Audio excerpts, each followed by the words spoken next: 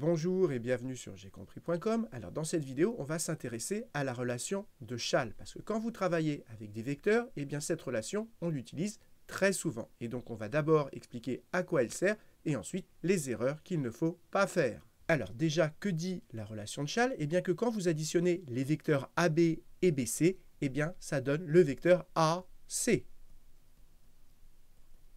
Alors, ça se comprend très bien graphiquement. Quand vous avez 3 points A, B, C, le vecteur AB, il correspond, comme la flèche l'indique, au déplacement de A en B. Et le vecteur BC, il correspond au déplacement de B en C.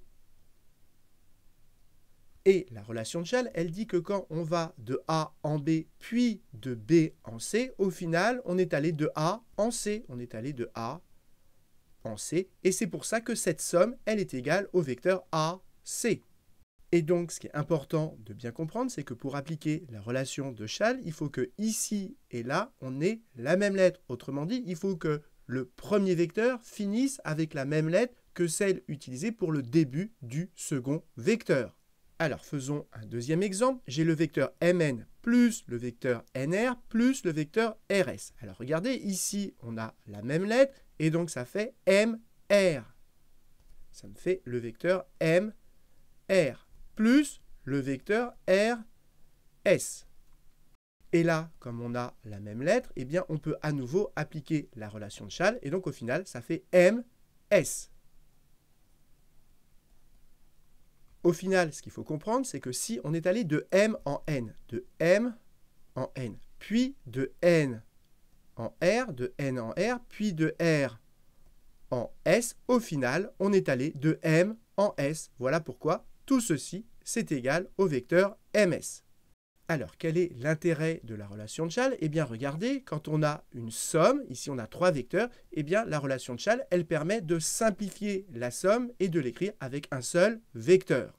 Et donc, un intérêt de la relation de Chasles, c'est de simplifier une somme. Alors maintenant, regardons ce qu'il ne faut pas faire. Souvent, les élèves, ils retiennent uniquement, il faut ici et là la même lettre, et ça conduit à des erreurs. Prenons l'exemple suivant, 2AB plus BC. C'est vrai qu'ici, on a la même lettre, mais le problème, c'est qu'ici, on n'a pas AB plus BC, on a 2AB. Ici, on a un coefficient 2, et donc ici, même si on a la même lettre, eh bien, on ne peut pas appliquer la relation de Chasles. Par contre, si on a 2AB plus 2BC, eh bien ici, on peut mettre le 2 en facteur, et ça fait 2 facteurs de AB plus BC. Et là, cette fois-ci, dans la parenthèse, on est exactement dans cette situation, et là, on peut appliquer la relation de Chasles, et donc ça fait le vecteur AC, et donc au final, ça fait 2AC. Donc, faites attention, si vous avez 2AB plus BC, là, vous ne pouvez pas appliquer la relation de Chasles. Par contre, si vous avez 2AB plus 2BC, vous mettez le 2 en facteur, et là, vous pouvez appliquer la relation de Chasles. Autre exemple très classique, c'est vrai que ici et là, on a la même lettre, mais ici, on a un moins, et donc on ne peut pas appliquer la relation de Chasles dans cette situation.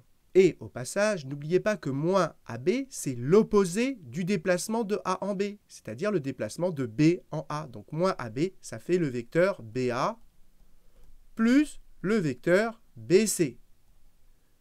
Et du coup, ici et là, on n'a pas la même lettre, et donc on retrouve qu'on ne peut pas appliquer la relation de Chasles.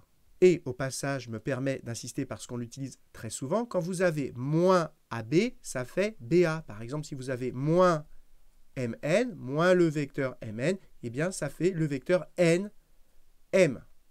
Pourquoi? Parce que le moins veut dire qu'on va faire le déplacement contraire de M en N, c'est-à-dire le déplacement de N en M. Et justement, exemple très classique, si vous avez Na moins Ma, la première chose à faire, c'est de se débarrasser du moins. Et donc ça donne Na et moins Ma, ça veut dire l'opposé du déplacement de M en A, c'est-à-dire plus le déplacement de A en M. Ça fait plus le vecteur AM.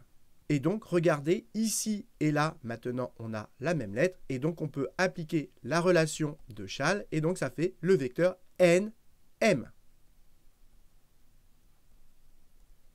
Et donc, retenez que pour appliquer la relation de Chasles, il faut être exactement dans cette situation. Déjà, il nous faut un plus, et il faut que la deuxième lettre du premier vecteur, ce soit la même que celle utilisée pour le début du second vecteur. Et donc, si vous n'êtes pas exactement dans cette situation, n'appliquez pas la relation de Chasles. Comme ici, il ne faut pas appliquer la relation de Chasles, ni là. Par contre, quand vous avez un coefficient comme ici, pensez à le mettre en facteur pour vous retrouver dans cette situation.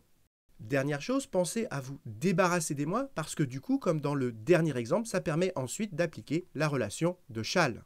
Donc voilà, cette vidéo est terminée. J'espère que vous avez bien compris et comme d'habitude, si vous avez apprécié cette vidéo, n'hésitez pas à la partager et à la liker.